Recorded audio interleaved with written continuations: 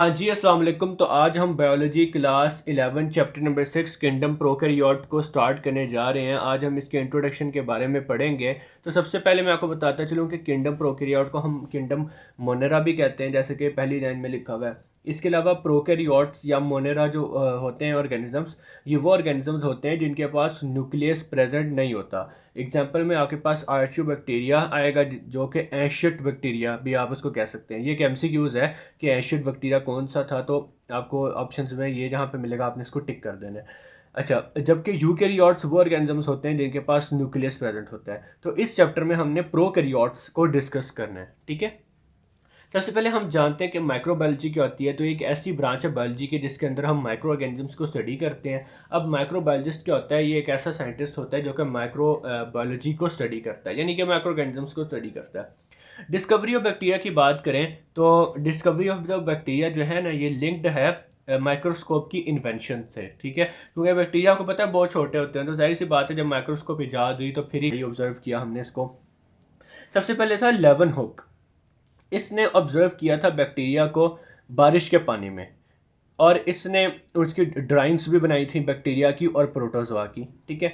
इसके अलावा इसके बाद इसने बैक्टीरिया को कंफर्म किया था स्लाइवा में, विनेगर में और इन्फ्यूजन में, ठीक है। इसके बाद हमारे पास एक साइंटिस्ट आया, लुइस पास्चर, बहुत ही नॉन साइंटिस्ट है। इसने हमें प्रोसेस दिया पास्चराइजेशन का। पास्चराइजेशन जो हम दूध बॉयल करते हैं ना, उस प्रोसेस को कहते हैं। इसने वैक्सीन डेवलप की एंथ्रैक्स, फाउल कोलेरा और रेबिस के अगेंस्ट, ठीक है। इसके बाद हमारे पास एक साइंटिस्ट है, रॉबर्ट कॉच। इसने क्या किया? इसने आइसोलेट किया एंथ्रैक्स बैक्टीरिया को, कहाँ से? एक मरी हुई जो शेप थी ना, उसके खून से, और इसने अपनी जर्म थ्योरी दी। अब जर्म थ्योरी ना बड़ा इंपॉर्टेंट शॉर्ट क्वेश्चन है। अच्छा, इसका पहला पॉइंट ये है कि जो स्पेसिफिक ऑर्गेनिज्म है ना, जो कि डिजीज़ कॉज करता है, ये हमेशा आपको उसी जो डिजीज्ड पर्सन है ना, उसमें से आपको ये स्पेसिफिक ऑर्गेनिज्म मिलेगा, ठीक है। दूसरा पॉइंट ये था कि हम इस स्पेसिफिक ऑर्गेनिज्म को यानी बैक्टीरिया को आइसोलेट कर सकते हैं, यानी उस ऑर्गेनिज्म में जिस बंदे को डिजीज़ है, बीमारी है, उस बैक्टीरिया की वजह से हम उस बंदे से उस बैक्टीरिया को निकाल सकते हैं, और निकाल के हम उसको जो प्योर कल्चर होता है ना लेबॉर्ट्री में, उसके अंदर उसको बैक्टीरिया को ग्रो करवा सकते हैं, ठीक है। फिर उसके बाद उसने कहा कि अगर हम इस प्योर कल्चर को जिसमें बैक्टीरिया है, इसको हम किसी और ऑर्गेनिज्म में इंसर्ट करेंगे तो क्या होगा कि उसके अंदर भी बीमारी होगी, ठीक है। फिर आ जाता है हमारा चौथा पॉइंट। अब चौथा पॉइंट ये है कि जिस बंदे को बीमारी हुई है ना, वो बंदा उस बीमारी से रिकवर कर सकता है। लेकिन ये पॉइंट ऐसा नहीं है, ये बुक में भी ऐसे नहीं लिखा हुआ, ये रॉन्ग है, ये ऐसा नहीं है। असल में मैंने यहाँ पे ये इस तरह इसलिए लिखा है क्योंकि बच्चे हमेशा इसको ऐसे ही समझते हैं, ये पॉइंट को, क्योंकि जब मैंने पढ़ा था मैं भी इसको यही समझता था। असल में ये पॉइंट ये कहता है कि वो जो बंदा है जिसको बीमारी हुई है, उस बैक्टीरिया की वजह से, उस प्योर कल्चर की वजह से जो हमने उसमें इंसर्ट किया है, हम उस ही बैक्टीरिया को उस बंदे में से वापस भी निकाल सकते हैं और वापस प्योर कल्चर मीडियम में दोबारा भी ग्रो करवा सकते हैं। असल में ये चौथा पॉइंट ये कहता है, ठीक है।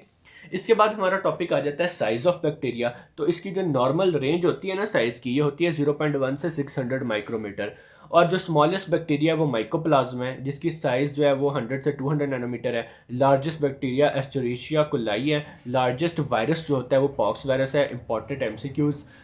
बेसिलस की बात करें तो इसकी लेंथ 2 से 6 माइक्रोमीटर तक है, जबकि इसकी विथ 1.1 से 1.5 माइक्रोमीटर है। स्पायरोचीट जो है ये 500 माइक्रोमीटर साइज में होता है। स्ट्रेप्टोकोकस और स्टेफाइलोकोकस का साइज 0.75 से 125 माइक्रो तक होता है।